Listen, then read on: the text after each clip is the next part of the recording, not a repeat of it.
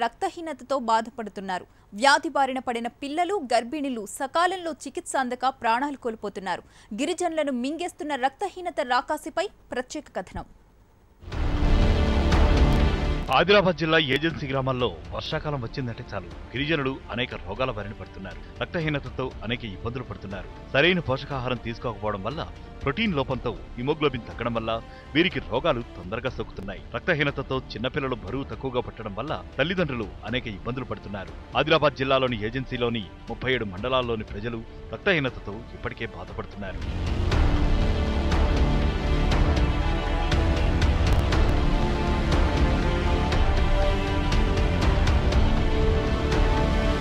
Agency ప్రాంతాల్లో నివసించే గిరిజనులు పేదవారు కావడంతో రోజు ప్రోటీన్లతో కూడిన ఆహారం తీసుకోవడం లేదు.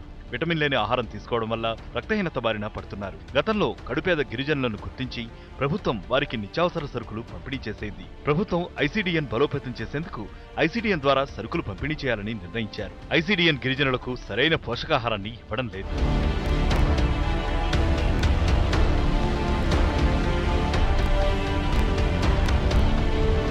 పోషకాహారం లేక పిల్లల ఎదుగుదల ఆగిపోయింది. చిన్నపిల్లలను చూస్తే వారి ఛాతీపై ఎముకలు తేలినట్లు కనిపిస్తాయి. ఇలా చిన్నారులంతా బలహీనులుగా తయారవుతున్నారు. అనేక రోగాల బారిన పడుతున్నారు.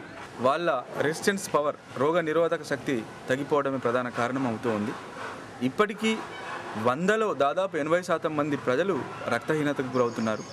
దాంట్లో చిన్నపిల్లలు, బాలింతలు, స్త్రీలు ఎక్కువ మంది గురవుతున్నప్పటికీ గతం నుంచి ఈ రక్తహీనతతో బాధపడుతున్నటువంటి వాళ్ళను ఆదుకోవడానికి, వైద్యం చేయడానికి, వాళ్ళకి అన్ని రకాల సౌకర్యాలు కల్పించడానికి ఎన్ఆర్సీ సెంటర్లు పెట్టడం అనేటటువంటిది జరిగింది.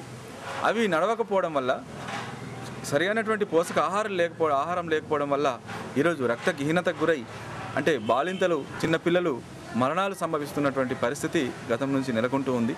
రక్తహీనతతో గిరిజనులు అధిక సంఖ్యలో మరణిస్తూ ఉండటంతో ఈ మరణాలను ఆపడానికి రక్తహీనత బారిన పడకుండా ఉండేందుకు ప్రజలకు పోషకాహారాన్ని అందించాలని విజ్ఞప్తి చేస్తున్నారు.